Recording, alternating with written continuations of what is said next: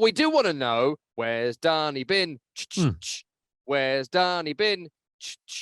MLS at the weekend. Where's Dunny been? We do our own jingles. We haven't got the budget we used to have. As part of Apple's coverage, you're at an MLS ground every weekend. We did ask you to get a picture done with the mascot, so I hope you didn't let us down. Where you been? What you been up to? What game were you at? Who did you see? Was it good?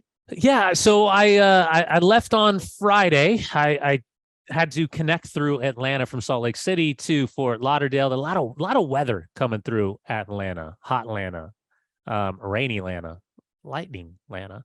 But I didn't get to my hotel. I was delayed for like 4 hours. Didn't get to my hotel until about 2:45 in the morning. And yeah, Fort Lauderdale, back in my old stomping grounds, part of the Miami Fusion with Rocky Ray Hudson was my head coach. What a fantastic time, living check to check because we were partying so much off the field, partying on the field as well. But yeah, it's great to be back down there. Listen, Inter Miami, David Beckham, Jorge Mas, everyone that they're doing. I know that Freedom Park is right around the corner from Breaking Ground. I know that's been a hellacious situation to kind of weave through over the last 5, 6, 7 years. But the training facility, the stadium is magnificent. All the rumors surrounding Lionel Messi potentially coming to Major League Soccer has only one destination. That's Inter Miami. I was not with Max Bretos this weekend. I'm usually with Max Bretos. Max Bretos was unceremoniously and ceremoniously taken off to call the ceremony for LAFC as they had their ring ceremony. Gareth Bale bringing out the trophy. Fantastic stuff in LA at the new BMO Stadium. It's no longer called Bank of California.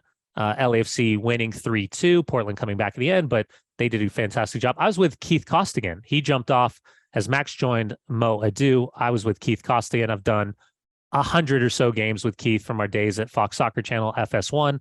So it's great to be with him. He's a Liverpool supporter.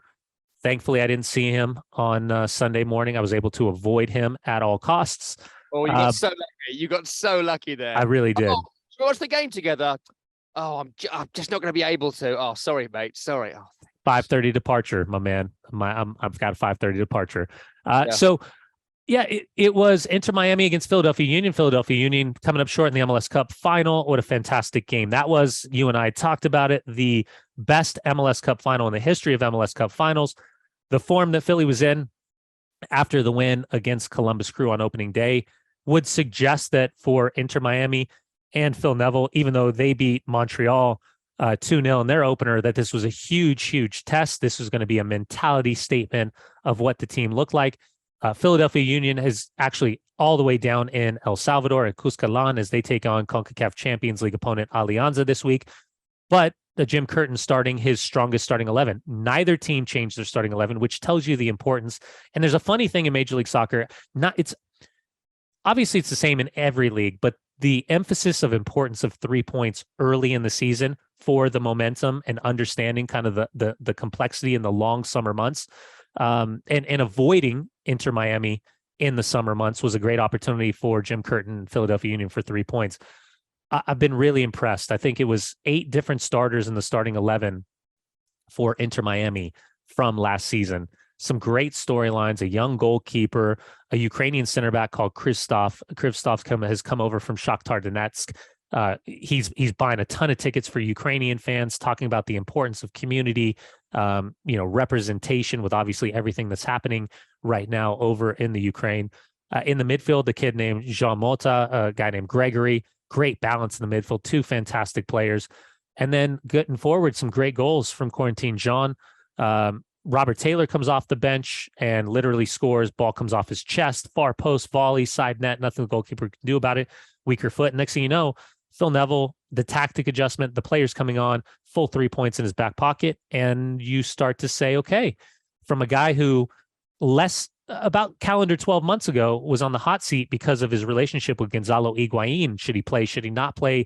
Did the player respect the manager? Did the manager respect the player?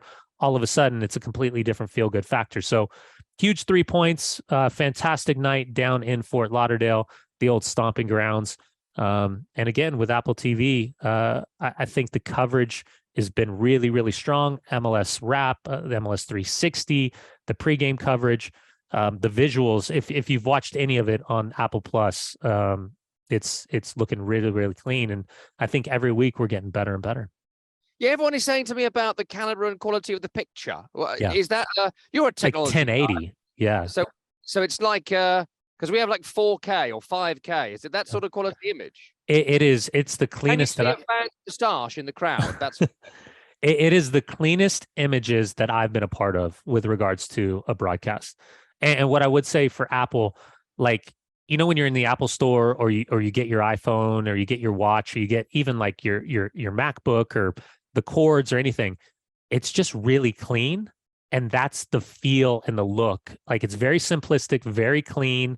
Like even the colors of the teams and all of that, the bug, it's very simple. So it's as we're getting this off the ground and the integration and more of the launch continues, I can promise everybody that Apple and MLS are going to do everything they can to bring every ounce of the technology to the game that doesn't, and not to make it like clunky, overdoing it, but like statistically what they're trying to bring to the table, what they're trying to bring visually to the table, what the tech side they're trying to integrate into the broadcast.